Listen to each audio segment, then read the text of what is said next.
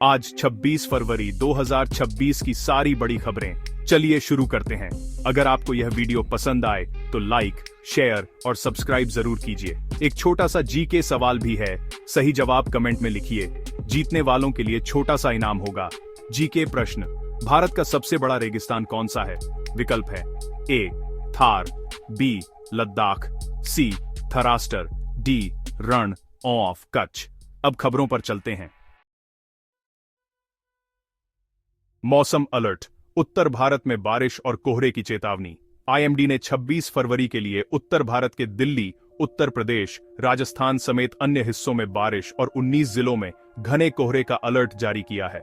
इससे यात्रा और कृषि प्रभावित हो सकते हैं। आईएमडी का अनुमान है कि ठंड और नमी के कारण सुबह सुबह कई स्थानों पर दृश्यता कम रहेगी। रेल, सड़क और हवाई यात्रियों को देरी का सामना करना पड़ सकता है। किसानों को भी फसलों और निकटवर्ती खेतों में पानी की स्थिति पर नजर रखनी चाहिए। सड़क मार्गों पर ड्राइव करते समय धीमी गति और हेडलाइट का उपयोग जरूरी रहेगा। बढ़ते हैं अगली खबर की तरफ। मध्य प्रदेश में 26 फरवरी को होली से पहले गर्मी का असर। मध्य प्रदेश के कई इलाकों में अधिकतम तापमान 34 डिग्री सेल्सियस से ऊपर पहुंच सकता है, जिससे होली से पहले गर्मी का अनुभव होगा। मौसम विभाग के आंकड़े बताते हैं कि शुष्क हवा और दक्षिण पश्चिमी प्रणालियों के चलते तापमान बढ़ रहा है। खासकर सतह पर गर्मी का असर सुबह और दोपहर में महसूस होगा। होली के त्योहार से पहले लोग हाइड्रेशन और धूप से बचाव का ध्यान रखें। बुजुर्गों और बच्चों को गर्मियों में अतिरिक्त सावधानी की सलाह दी जा रही है। इससे होली महोत्सव के बाहरी आयोजन प्रभावित हो सकते हैं। अपनी योजनाएं उसी अनुसार एडजस्ट करें। बढ़ते हैं अगली खबर की तरफ। विदेश दौरे पर प्रधानमंत्री मोदी, इजरायल में स्वागत।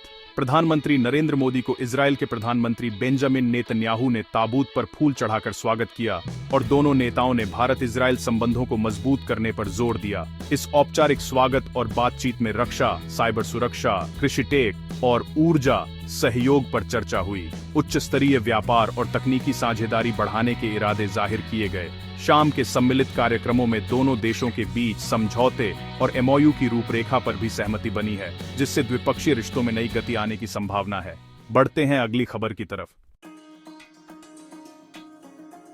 आज है 26 फरवरी 2026 का पंचांग और शुभ मुहूर्त। आज गुरुवार है और पंचांग के अनुसार शुक्ल पक्ष की दशमी तिथि रात 12:33 तक रहेगी। उसके बाद एकादशी शुरू होगी। सूर्यास्त शाम 6:19 पर होगा।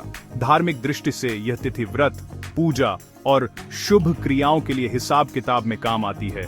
लोग विवाह, यात्रा या कोई भी शुभ कार्य तय करते समय इन समयों का ध्यान रखते हैं। वैसे पंडितों और पंचांग कुलों में कुछ छोटे मोटे क्षेत्रीय मतभेद भी होते हैं, तो बड़े धार्मिक निर्णय से पहले अपने स्थानीय पुजारी से पुष्टि जरूर कर लें।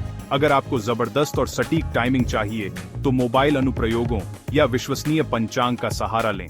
तो चलिए बढ़ते हैं अगली खबर की तरफ।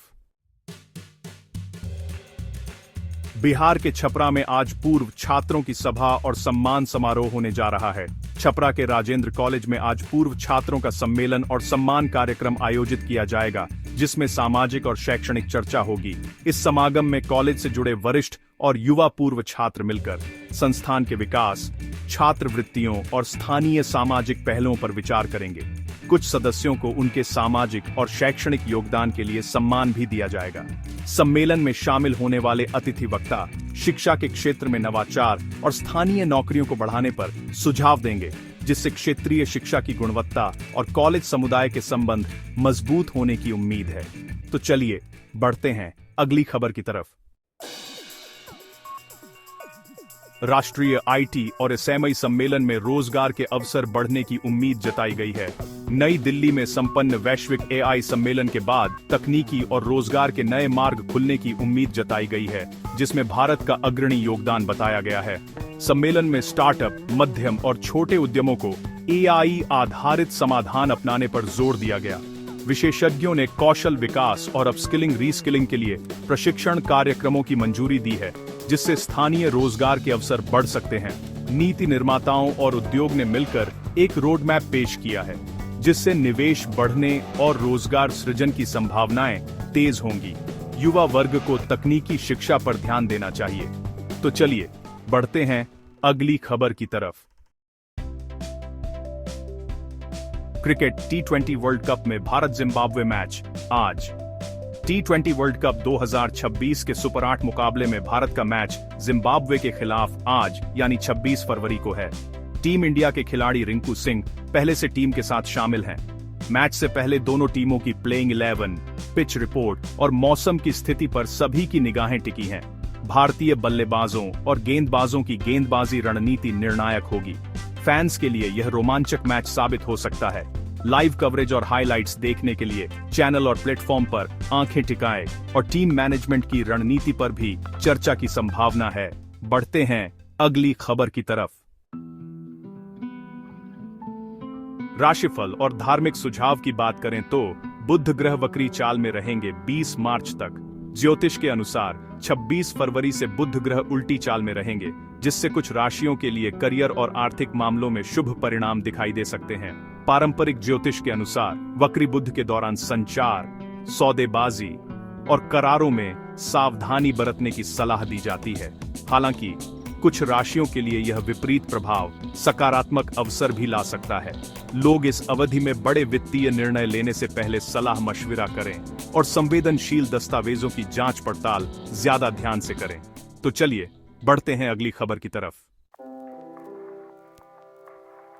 अब बात करते हैं राजस्थान से विशेष सामाजिक खबर की।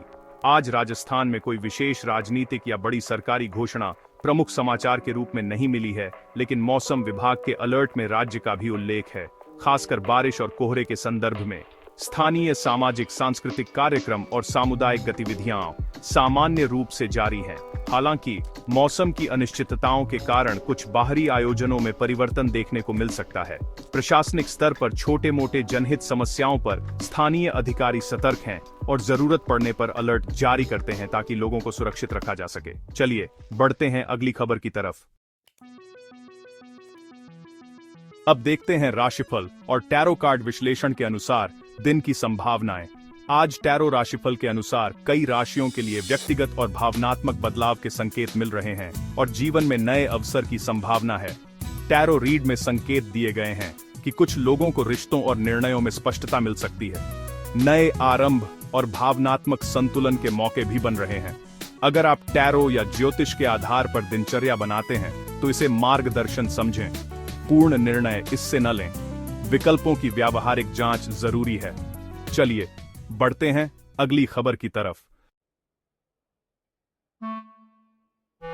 कैसी लगी आपको ये सारी खबरें? मुझे कमेंट्स में जरूर बताइए।